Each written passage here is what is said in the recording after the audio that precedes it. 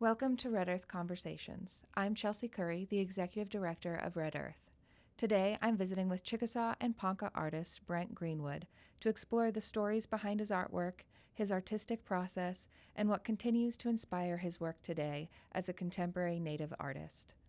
Red Earth Conversations is made possible through the support of Allied Arts. Their commitment to arts and cultural organizations help us to share Native voices and stories with audiences across Oklahoma and beyond.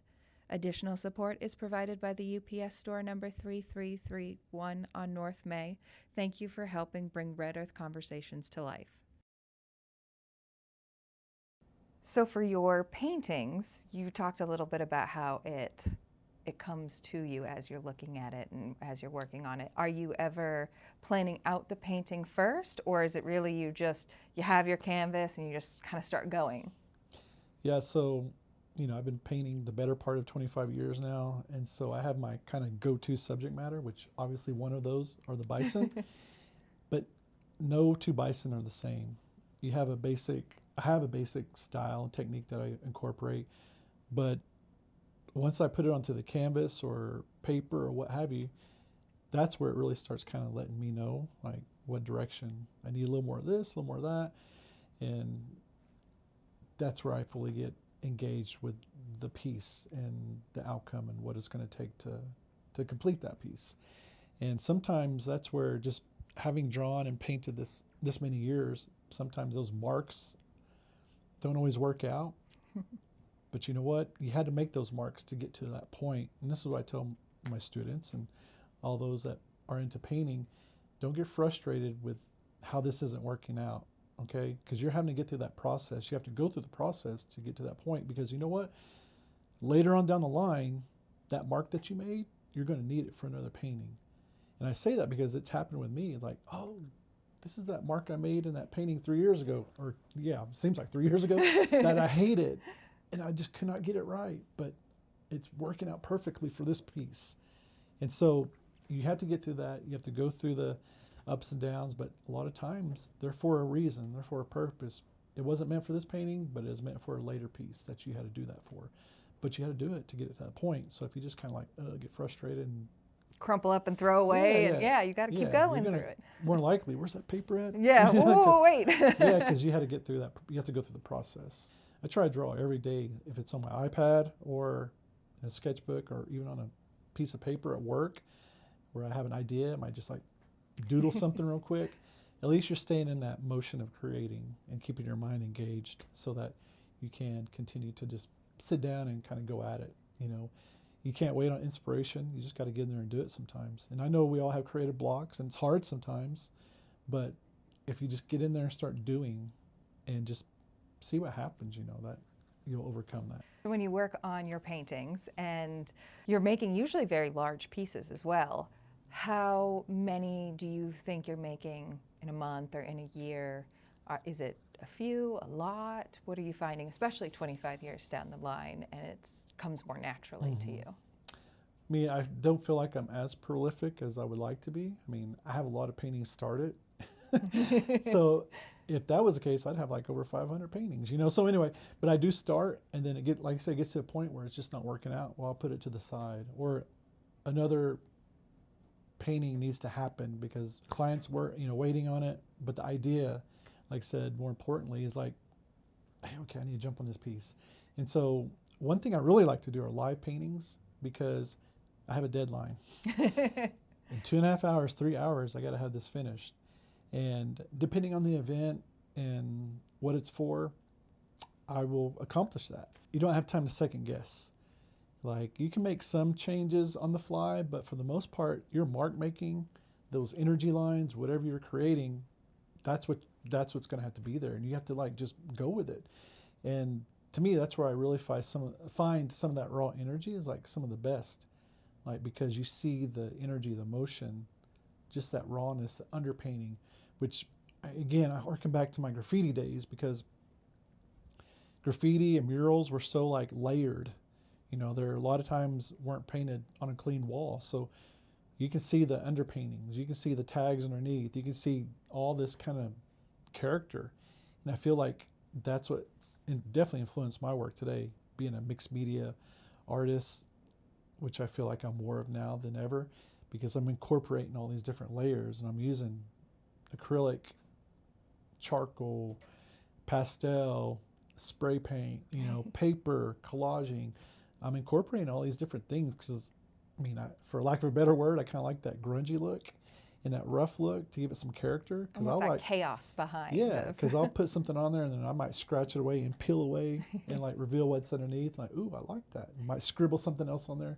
And so, anyway, there's all these layers and depth to what I create, and I think that's just over the years of like realization of what I enjoy. And I think it all goes back to, I feel like, my early days, but then how the other artists I grew up being influenced by have now I now incorporate those narratives into that and combine those styles. But I didn't really invest into paintbrushes until I got into college. Okay. I don't even think I had paintbrushes per se until I got to college and had to buy them for a class. And after that, it just kind of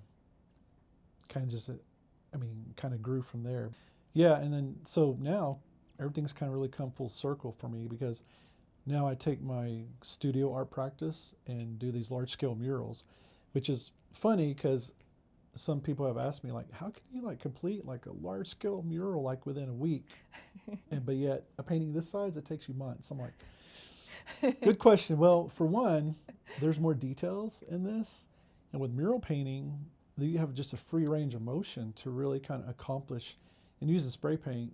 To me, I use exterior latex and spray paint. And my spray paint I treat more as like, it's like underpainting, but yet I also use it for like almost like an airbrushing technique. So to soften up areas, to create more shadows, I'll use that spray paint. But then I'll come back in with a brush and, like, depending on the texture of the wall, which I love, I think that's why I really love mural painting, is because there's such a great texture on the walls usually that you can do a brush technique, which is like a dry brush technique, and just have this really cool underpainting that comes through, seeing what's underneath. But yeah, the eye from a distance ties it all together.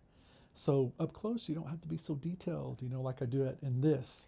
Yeah. And that's what I have to just make myself realize, because I will find myself on a large-scale mural getting real detailed. Because you're up close too. Yeah, You've got to step back. Yeah. Does it look good from back here? Like, this bison needs eyelashes. I'm like, no, he doesn't. But you can just hint at it or whatever. But so anyway, I think that's where it really kind of has come really full circle for me, because I'm now incorporating my studio art practice into large-scale public artwork. Was it a little odd the first time somebody paid you to do a mural versus graffiti? Oh yeah, just doing it outdoors. Yeah, it's funny. It's like I was painting under the disguise at night, and now I'm like in broad daylight painting, and I still feel kind of weird. No, but, and you're gonna pay me for this? Okay. Yeah. Well, I even had, like, this has been about 5 or 6 years ago, but I was painting a mural. Well, a quick throw up, if you will, of at the time it was Baby Yoda, and we all know him now as Grogu. But anyway, I was doing this in Ada, and I did it right after that Mandalorian series came out. And so I said, only way I get this done is with spray paint. So it was all spray paint. I just was out there, and a cop came by, and he started asking me, because it was like 24 degrees outside, and I had my hoodie on, and so I did look a little sus. But anyway, he asked me if I had permission to paint that wall, and I'm like, yeah, totally, I do. Totally do. I do. In fact, this is who you need to call. He said, okay, well, we'll keep doing what you're doing. I'm not gonna make a call. And sure enough, he sat there, and I was like, okay. Now I'm feeling watched. I know, really. I was like, do I need to kind of start packing stuff up if he doesn't get a hold of this guy? Anyway, about 5 minutes later, I heard him start his car up, and I was like, look back at him. He just gave me a thumbs up. Okay, good. Okay, let me get this finished. And so anyway, that was kind of like ironic, a flashback. But anyway, that was cool. So we've talked definitely about Red Earth and its effect on your life, and how you've been with Red Earth in some form or fashion since pretty much the start. We're now celebrating our 40-year anniversary, which is wonderful. But a few years ago, we got to give you the honor of our Red Earth Honored One. How did that feel, being one of the honored ones when you were there in the beginning, and getting to see honored ones back then as well? Humbled me, really, it did. And I just was filled with gratitude, and just thanked everyone that had thought of me for that award. And so it was very humbling. It's all about the depth of my gratitude is really is all I can say, is how much that meant to me. And being at that time, it was at a time that I was able to come back because I had a little hiatus, because in 2018 is when I lost my dad during Red Earth weekend. Oh. And so I hadn't been back until 2024. So first, I think we will talk a little bit more about your inspiration, your pieces that you're pulling into your art, the splatter that you have, and then the iconography that you're putting into your pieces as well. As I'd mentioned before, being inspired by various artists, I think that's what we all do. We take bits and pieces of an artist's work or style that we like, and like, ooh, I can do that with what I do. And so, like I said, there's a number of artists that I've done that and really liked how they accomplished this effect or that effect. And in fact, one of them is Kevin Red Star. So in his paintings, I just loved how he had all those splatters in his pieces, and they were kind of on top, underneath. And so with that, I've incorporated that into a lot of what I do to create those loose flicks of paint as underpainting, as the top final piece, if you will. And so you see little bits and pieces of that, and knowing that, oh, that's where he was inspired by Kevin Red Star. Yeah, there's a little bit of... If someone's gonna break down my work, they could see that in there. Now you see it, right? Yeah, and the different splatters. colors of the splatter too, so you could definitely tell that there's layers of it. And then how maybe influenced like the color harmony of Mark Rothko. You might see that in there. But the iconography itself too, it's really strong on I would say my Chickasaw Southeastern style paintings, because of what I saw and was exposed to, mainly in the beginning books. And at that time in the late 90s, I didn't have a relative to ask about, well, what does this mean or what does that mean? And so, as not to misappropriate designs or things like that, I will look at those designs and, like, just for myself as an artist, try to understand what that might mean or represent. And so a lot of times things I saw in vessels or gorgets, I was like, that looks like wind, or that could be water, you know? And I'm like, so I started incorporating those design elements as elements of water or fire or air, because that was just my interpretation of them. And so in some of my earlier paintings that you see this, it goes back, probably back to the early 2000s. And I wasn't really even thinking about it at that time. I would just associate those designs with energy and movement. So one of my first stomp dancer pieces I did a dancer, and I incorporated those designs, that scroll work or that spaghetti pattern, if you will.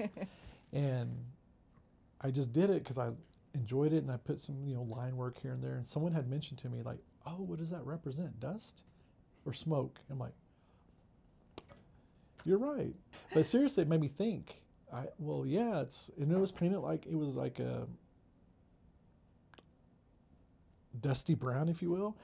And I'm like, yeah, that's what it is. It's like funny, but also cool how some of these things kind of manifested themselves. Like, as artists, I think we're just vessels, to kind of relying on the ancestors and blood memory to kind of just get that work out. Here we are, 2026, and I've definitely realized there are certain designs associated with certain things, and I get that.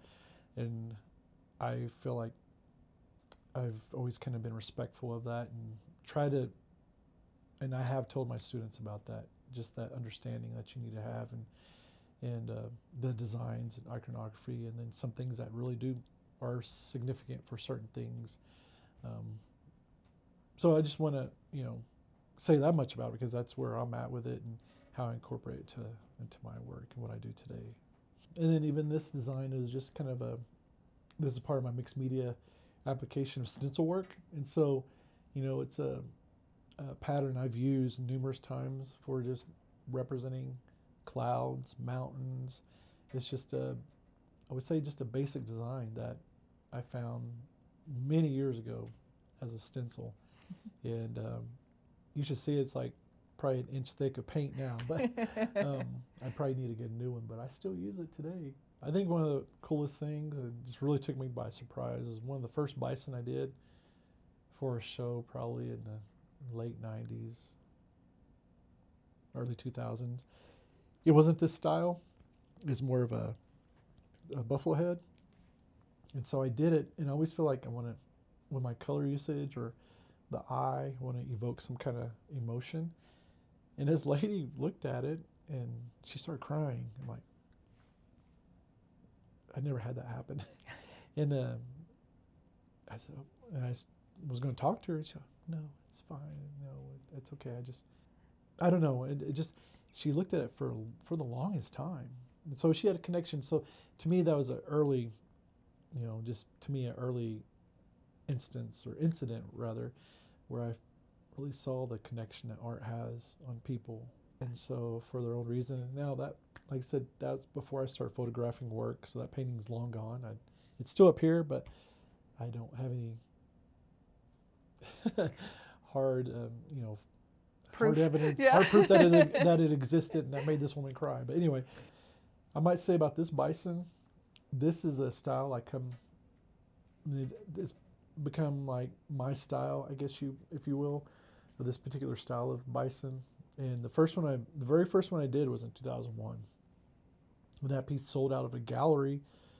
And when it sold, the people that bought it, I guess what I'm trying to say is never reached its destination. Oh. Because they bought 2 paintings, and this was one of them. And they eventually called the gallery like a month and a half later.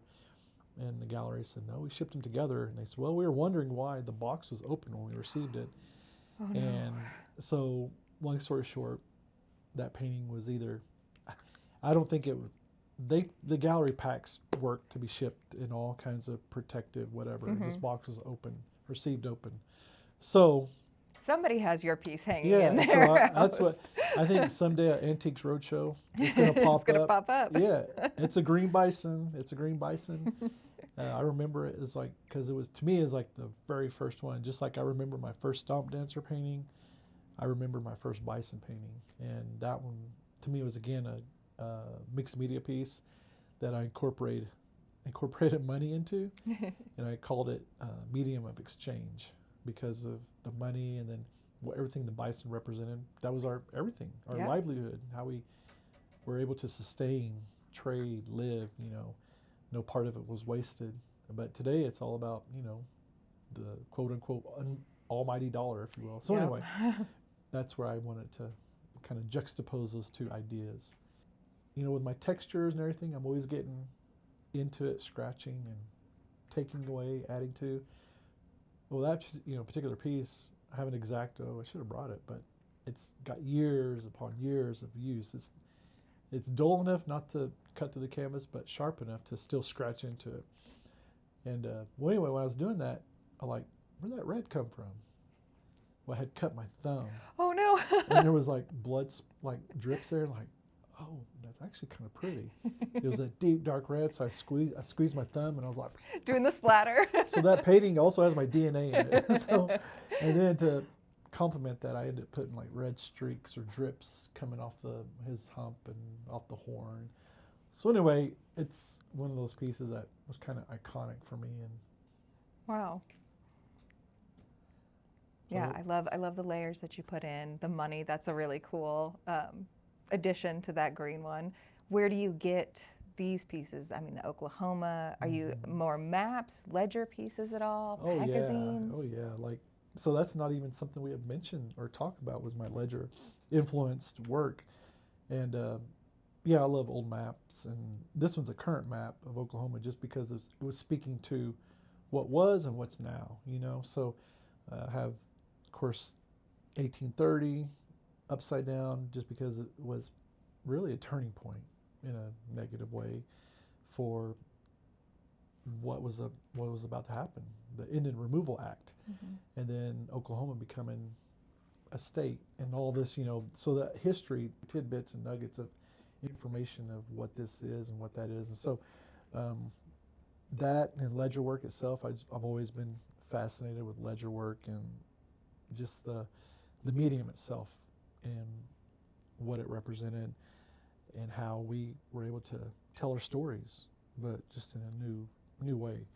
And there's depth, there's history, there's perspectives there that it's multi-layered, and I just love it. And I love it being able to draw onto it and letting some of the text or some of the writing come through, and just showing how it's like my graffiti work is something that was once there, and now it's like taking on a new life, new meaning for a new generation of storytellers, if you will. And so that's what I love about drawing on ledger paper and incorporating ledger paper into what I do. And it does open up just like this piece does with your mixed media, the question. I find a lot that a bit of people don't know much about the story of ledger art. And so having pieces that are ledger artwork, you get to a starting point to explain what it was originally, why it had to be used. So it's another way to open that and have that education, which is very cool. Absolutely. Yeah, because it had been happening before the removal or imprisonment of the Cheyennes or Kiowas. Is already happening before then, but it really came into prominence after that imprisonment because of the necessity of us needing to continue to tell our story, and that was just another medium to do that. And so now it's like it's grown in such popularity that it's like its own division in huge art markets. It is, yeah. And then sometimes you find that very contemporary take that people put on, or the more traditional flat art style. So it's cool to see both in the art markets. Yeah, absolutely. And like I said, I was fascinated by the look of it, and I never had any actual ledger paper, until I would say maybe 2010 or 11. So I was creating, or even past that, 2012 or 13, because I remember I did one of my woodcuts. I do printmaking as well. So I did one of my woodcuts to mimic ledger paper, and that was in 2010. So prior to 2010, I would do paintings, and I would actually paint it to look like paper, and I would paint on paper, and I would rough up the edges and even burn the edges of paper sometimes. But then I would hand draw those lines on to make it look like paper. And then so some of those, there's not a whole lot, but in some of my early painted ledger pieces, where the page number is, that is where I denoted the year. So if I put a 6 or a 7 or a 9, that meant 2006, 2007, 2009, cool. 2010. And so that's how I would mark kind of for provenance that artwork. But like I said, there's not but a handful of those pieces, early pieces, because of the time it took to create. The effort, oh my goodness, yeah. You really wanted that ledger art look, but you ended up finally getting some ledger papers to work with. Which is a funny story. A good friend of mine who has passed away now, but he was at the time working for the Oklahoma Historical Society, and he had mentioned to me, like, hey, they're throwing away some of these huge ledger books out of the basement. Do you want them? Whoa, don't be throwing those away. He said, I just happened to catch them and like, hey, I think I have someone that might be able to use those. I'm like, yeah, sure. He said, well, just promise me I get a piece. You got it. Done. So I got these huge ledger books, one from 1915, one from 1930. Wow. And the way they were bound, and they had the marbling in the inside of the page, it's like beautiful. And they weren't full from beginning to end. They're probably, one was only like a third full, and the other one's maybe a fourth full. But a third full is still like probably 100 pages, And keeps you from having to at least make your own lines and everything. And so at least you have the paper. I think I'm set for life. In fact, I've given it away. I've traded with other artists and have given it away to younger artists that wanted to try it. And so, it's the real deal. And so I've done silk screens on them. I've done actual drawings. I've put them on spray paint cans. So I've just really played around with it in a multitude of ways. So, I mean, we've talked about a lot of different mediums. You brought up printmaking as well. Has there been any 2D artwork, at least, that hasn't struck you, hasn't been something you've used? I mean, you haven't talked maybe about watercolor, but I feel like everything else you've kind of touched on. I love watercolor. Okay, you're good with that too, of course. In fact, I'd like the heavyweight watercolor paper to do my mixed media pieces on. And can withstand all your layers. And acrylic ink, that's a big part of that. But the one medium I just shied away from because I never could get the knack for it back in school was oils. So That's fair. That's a tough one to play with. Yeah, I just was impatient. It has to dry for how long? Yeah, exactly. So I did probably one oil painting in my life, and it's one of those things that an art student, if you don't like it, you just leave it behind. And I think that's one of the pieces I left behind.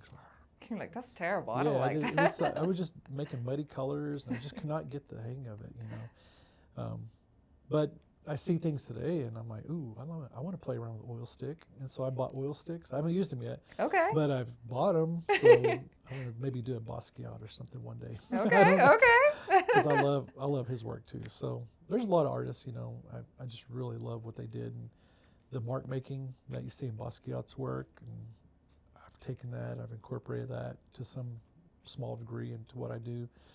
And so, yeah, there's a plethora of artists I've been inspired by, and that have motivated me to want to try that in my own work. So the constant evolvement and social engagement is so heavy, and what's happening in the here and now, that I guess what I'm trying to say is, like, there's so much great art still being made out there, and that's where I'm just curious to see what's going to inspire the next generation.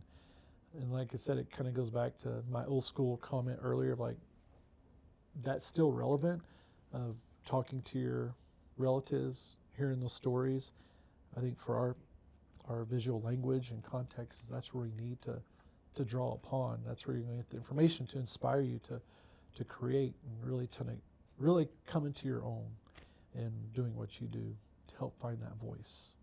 I'm glad that you're able to keep this beautiful artwork alive, and all of the different mediums that you bring to life, and being able to share that with the next generation through all the education you do, teaching the songs, teaching the original meanings to things, I think is very important for that next generation.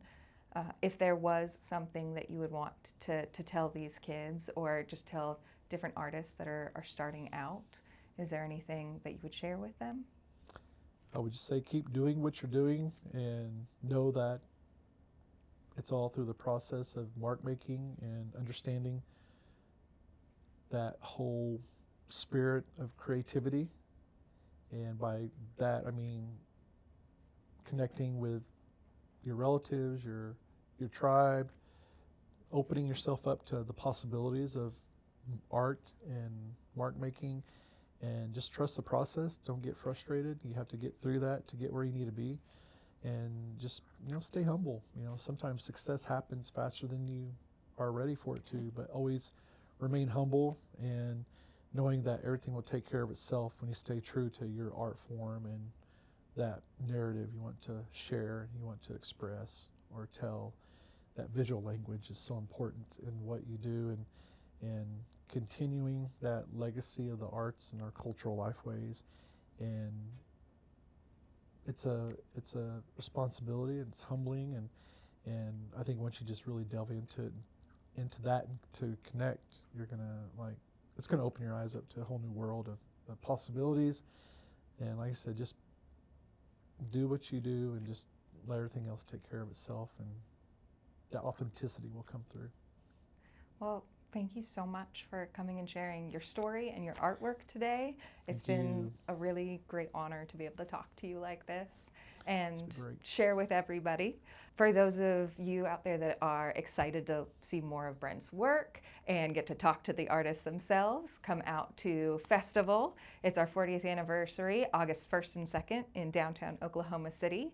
And we would like to thank Allied Arts for making this podcast possible and just supporting Red Earth throughout the years. Thank you for having me. Mado for listening to Red Earth Conversations. Join us next week as we sit down with Choctaw and Cherokee artist Greg Standridge, where we discuss his heritage, his process, and a little bit more about the upcoming Red Earth Festival. Mado again for joining us, and we will see you again next week.